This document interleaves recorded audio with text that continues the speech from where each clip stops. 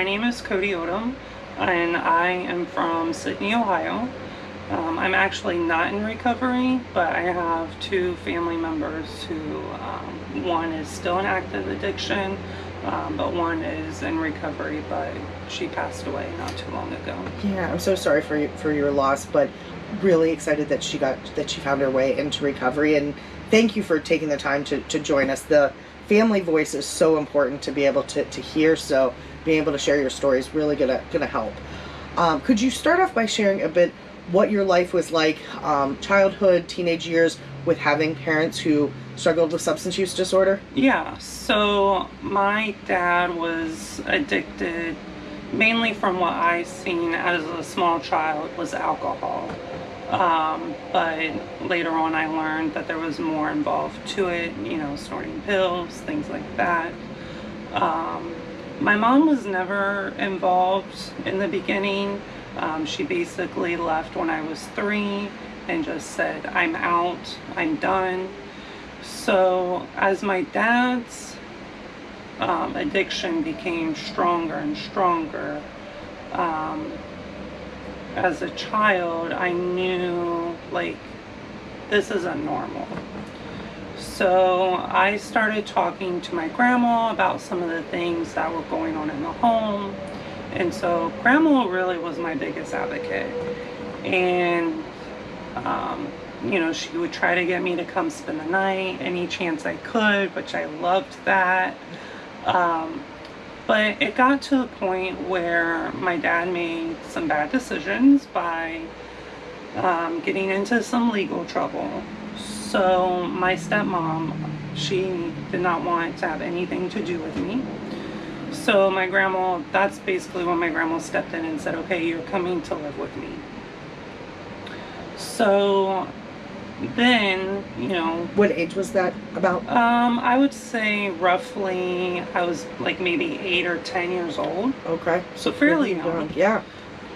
So really, I guess if we fast forward to when I was 18, I'm graduating high school, and I'm like, I'm going to give my parents another opportunity.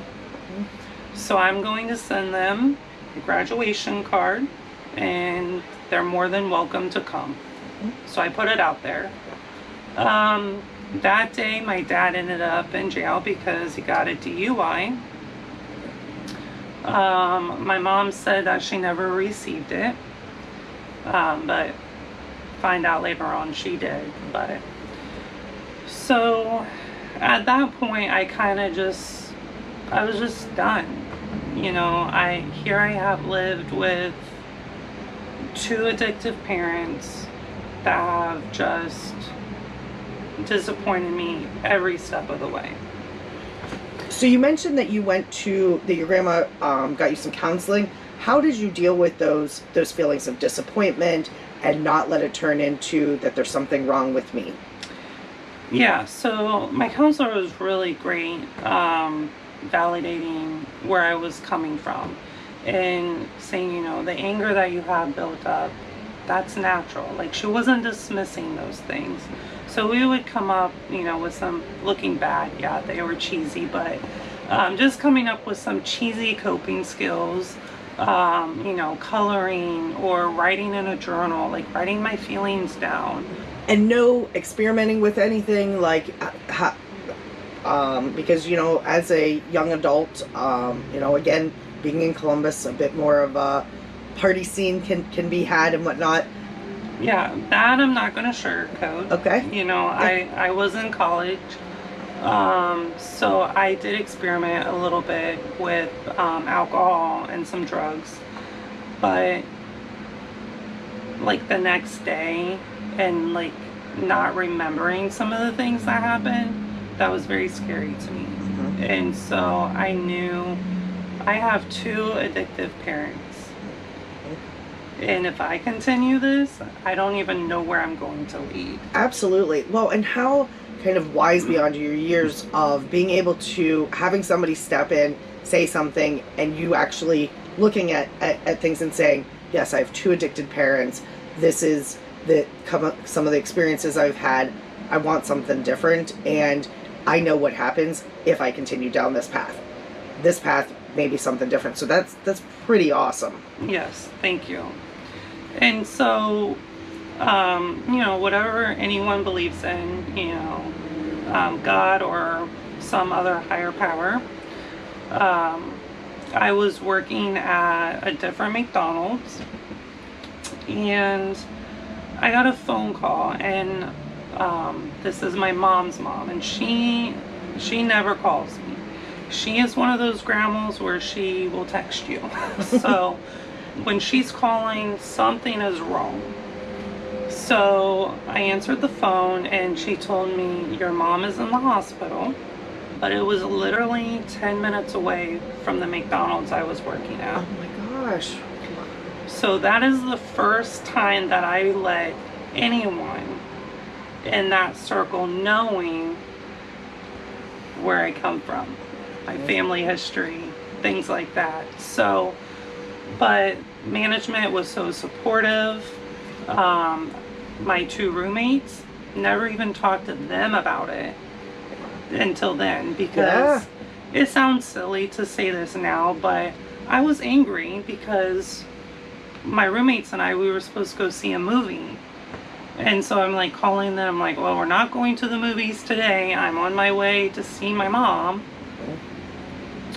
And so I got there, and my two friends actually, they went with me. They're like, no, let us go with you. Yeah. So I really appreciated that, because I honestly did not know what I was walking into.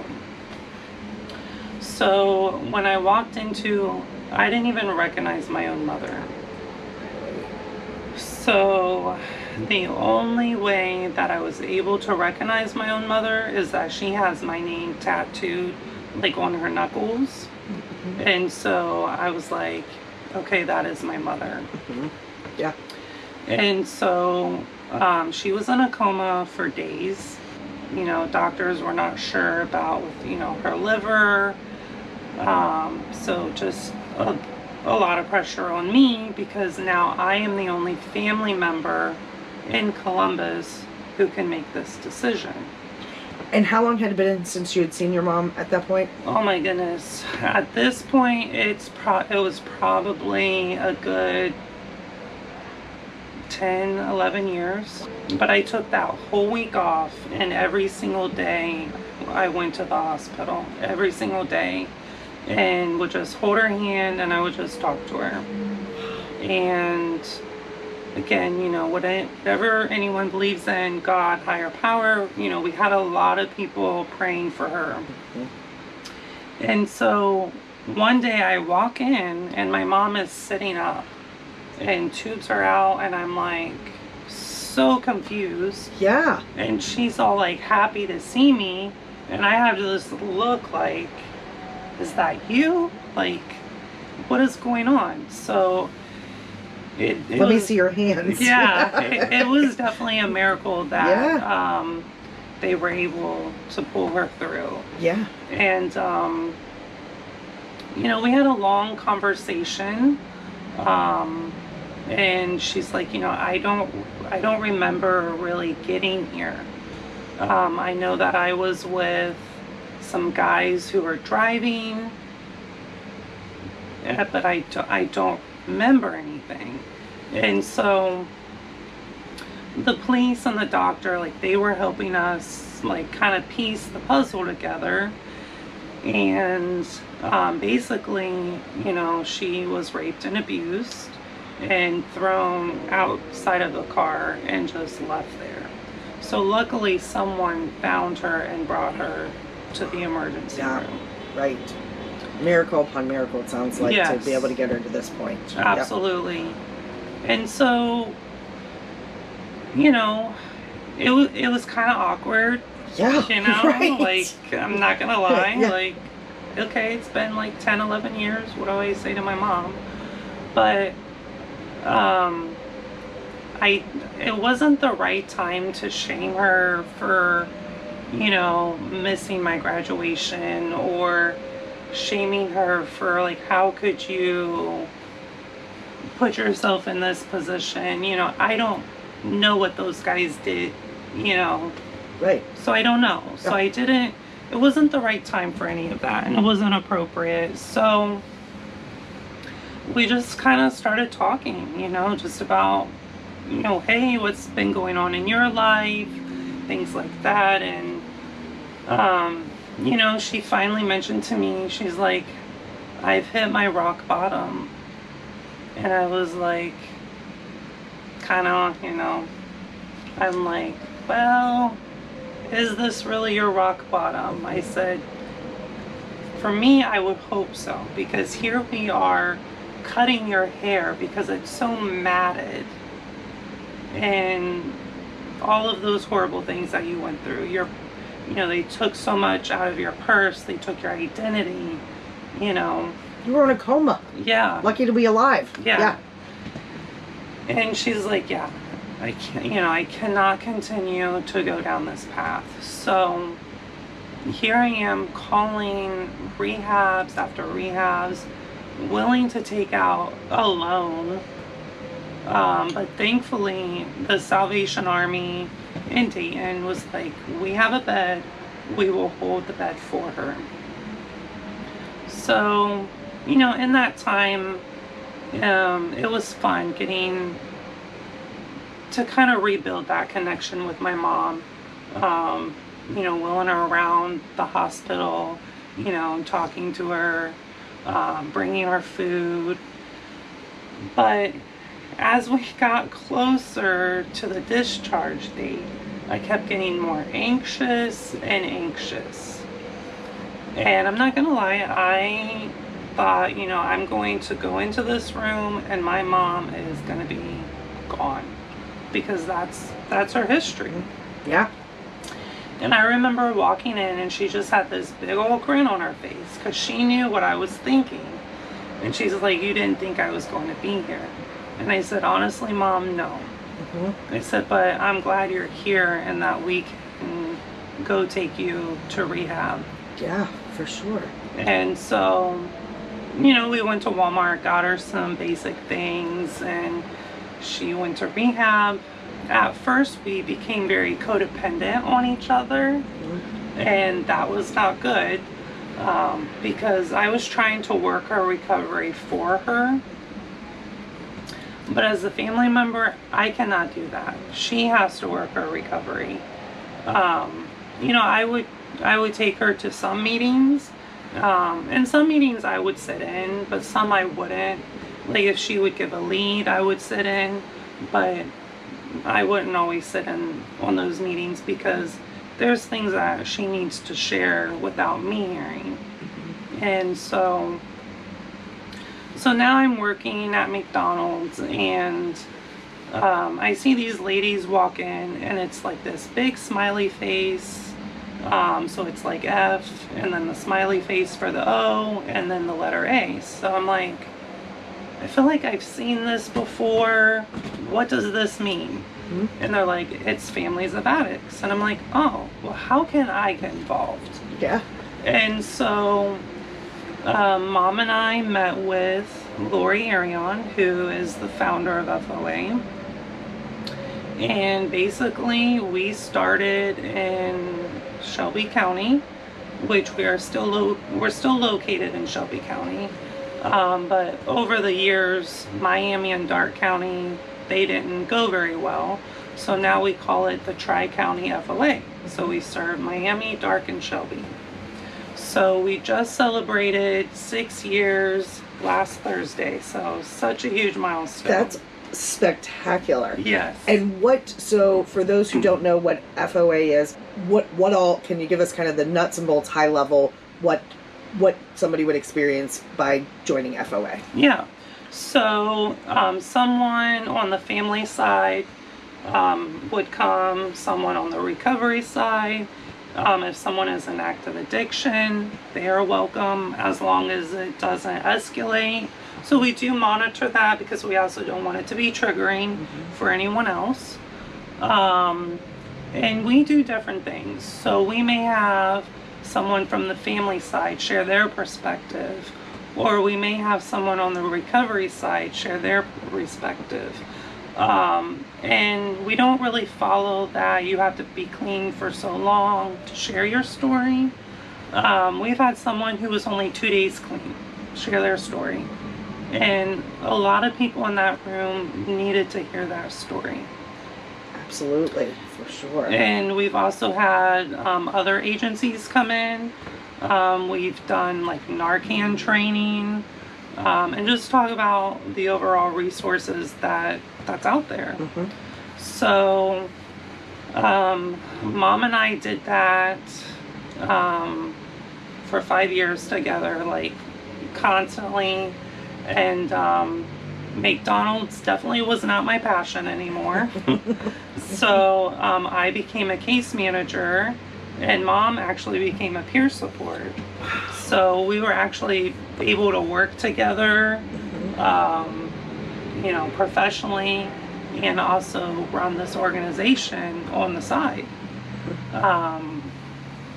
But so things were great, and during all of that we were building a better relationship. And I picked and choose the things that I wanted to know, but there were some things that I was just willing to forgive, and I was okay with that. Yeah. I accepted that. Yeah. And I told my mom, like, we don't have to go into this because I've accepted it. But if you need to talk about it or talk to someone else about it to get that out, then that's fine too. Absolutely. So with going through this process, if you could talk a little bit about how you recognize some of the codependency and what you did to be able to address that, and then also rebuilding that trust part of the relationship with your mom. Oh yeah. So when Mom first got home, you would think that I was the adult. Yeah. Like I drove her everywhere, drove her to all of her appointments. Like I said, I drove her to her meetings. I would stay outside while she went to her meetings, went to her appointments.